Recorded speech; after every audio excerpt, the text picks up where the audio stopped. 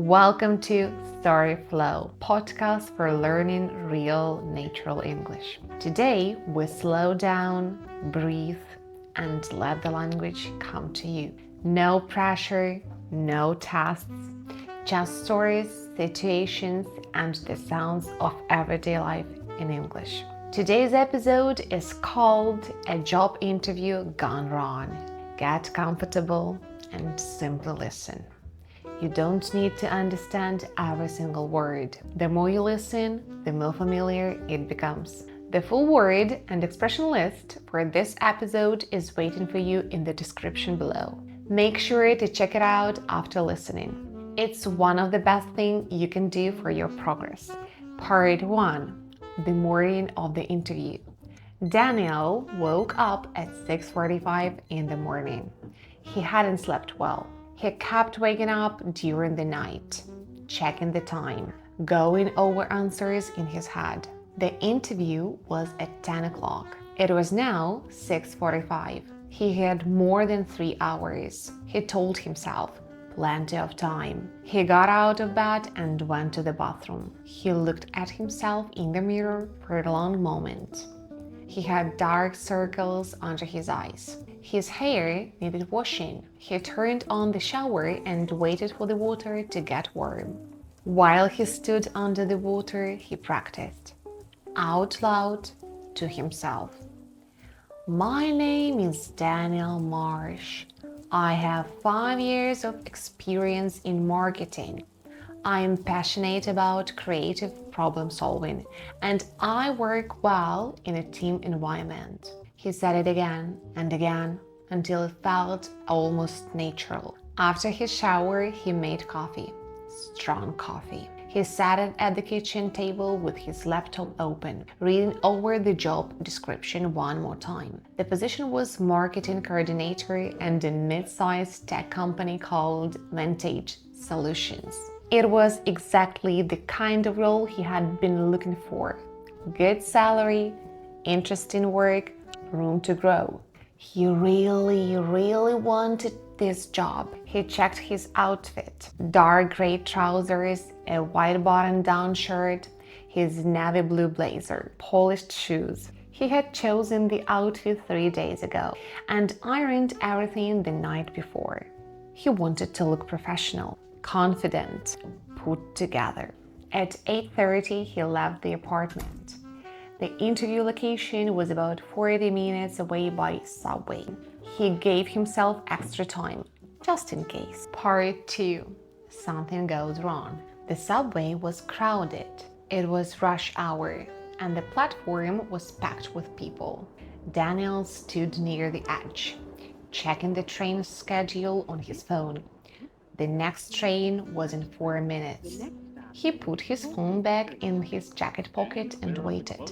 The train arrived. He stepped on. It was very full. People pressed together, holding onto the metal bars above their heads. Daniel found a small space near the door and held on. The train moved. 1 stop, 2 stops, then it stopped. Not at a station. In the middle of the tunnel. The lights flickered. An announcement came over the speaker system, but it was difficult to understand. The sound was distorted, broken up, echoing strangely on the tunnel walls. Daniel caught a few words. Delay, signal problem, we apologize. He looked at the time. 8:58. People around him sighed. Someone muttered something under their breath. A woman near him was already on the phone, calling someone to explain she would be late. Daniel felt his chest tighten. He thought, it's okay. I still have an hour. They'll fix it. We'll move again in few minutes. But the train didn't move. 9:15, 9:20. At 9:27, the train finally pulled into the next station. The doors opened. Daniel pushed his way out on the platform. He took out his phone and searched for an alternative route. There was one, but it added 20 minutes. He started walking quickly, then faster, He found the other line and got on a new train. He sat down and tried to slow his breathing. He arrived at the building at 10:19, 19 minutes late. Part 3. The lobby. The building was glass and steel, modern and tall. Daniel pushed through the revolving door and walked up to the reception desk. A young woman with a headset looked up at him. "Hi, I have an interview with Vantage Solutions. My name is Daniel Marsh. I'm so sorry, I'm a little late. There was a signal problem on the subway." "Of course, let me let them know you're here. Please take a seat." She gestured toward a row of chairs near a window. Daniel sat down. He noticed his hands were slightly damp. He pressed them against his trousers. He took out his phone and opened his notes. The answers he had prepared, the things he wanted to say. He read through them quickly. After about 5 minutes, a man appeared from around the corner. He was tall, in his 40s, wearing a well-fitted gray suit. He extended his hand. "Daniel, I'm Marcus Webb, head of marketing. Good to meet you. Shall we head up?" "Of course. And again, I'm really sorry about the time. There was a delay on Don't worry about it," Marcus said, already turning toward the elevator. "These things happen." His tone was pleasant enough, but Daniel couldn't tell if he meant it. Part 4. The interview begins. The interview room was small and bright, with a large window overlooking the street below. Marcus sat across the table from Daniel. Beside him was a woman named Sarah. She introduced herself as the HR manager. She had a notepad in front of her and a pen in her hand. "So, Daniel," Marcus began, "tell us a little about yourself and what brought you to apply for this position." Daniel had prepared this answer. He had said it in the shower just a few hours ago. But now, sitting across from two people who were looking at him with calm, neutral expressions, something happened. He forgot the beginning.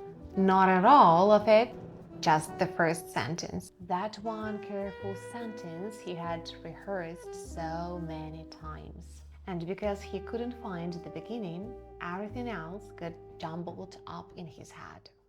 He started speaking anyway. So I've been working in marketing for about 5 years. Mostly I spent the last 2 years at a company called Bridgemark, which was we focused on B2B content strategy, which was really where I started to develop my interest in. He paused. Sarah was writing something on her notepad. He continued. "Anyway, I've always been really drawn to environments where creativity and data kind of work together. And when I saw the role at Vantage, I thought it was a really natural fit." He stopped. He wasn't sure if that had made sense. Marcus nodded slowly. "Great.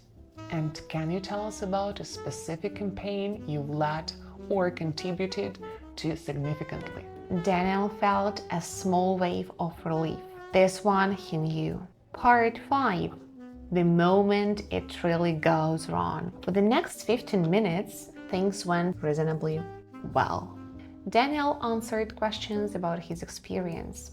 He talked about campaigns he had managed, challenges he had faced, results he had achieved. He started to feel a little more comfortable. His voice steadied. His hands stopped feeling damp. And then Marcus asked a question Daniel had not prepared for. "We're a pretty fast-paced team here. How do you handle stress? Can you give us a real example, not a textbook answer, just something honest?"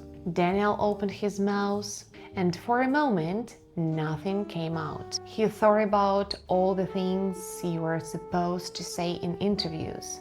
Things like, I thrive under pressure, or I break large tasks into smaller ones, or I use stress as motivation.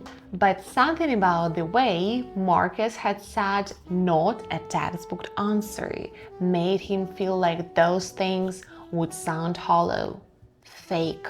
So instead, he said something he hadn't planned to say at all. Honestly, I find it hard sometimes.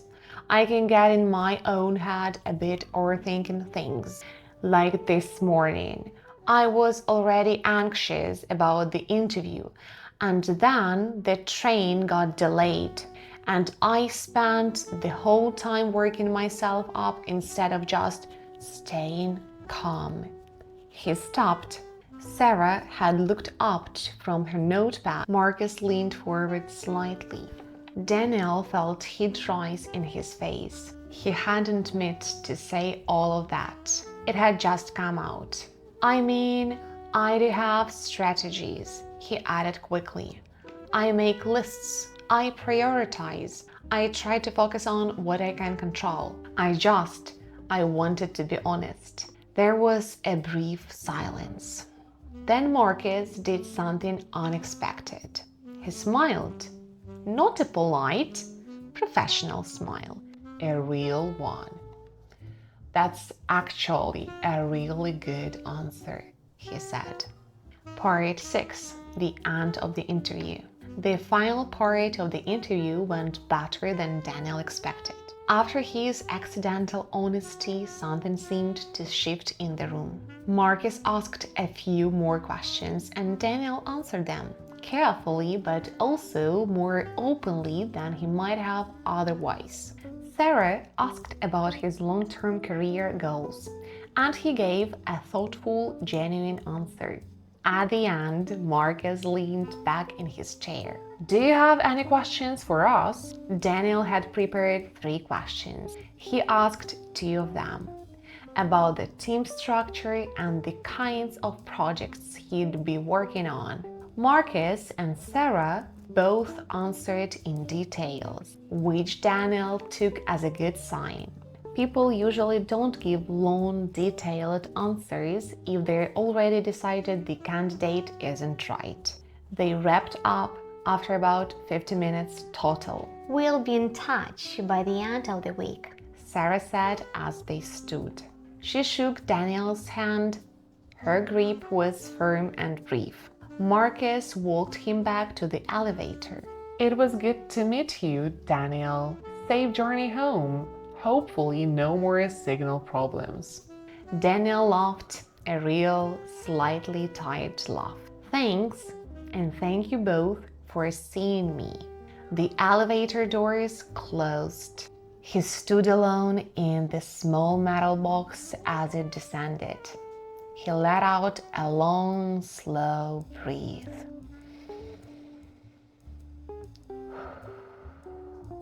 He had no idea how it had gone. He replayed the moments in his head, the stumbled opening, the accidental honesty, the real smile from Marcus. He couldn't decide if it had been a disaster or something else entirely. Sometimes he thought you show people more of yourself than you intended to. Sometimes that's not a bad thing. That's the end of today's story. Daniel did get a call that Friday. We'll leave it to you to imagine what the message said. But think about this. In any language, in English, in your own language, the moments that feel like mistakes are often the moments that feel most human, most real, most memorable. Thanks for watching and listening, and don't forget to like, subscribe, and let me know what do you think in the comments. See you in the next video. Bye!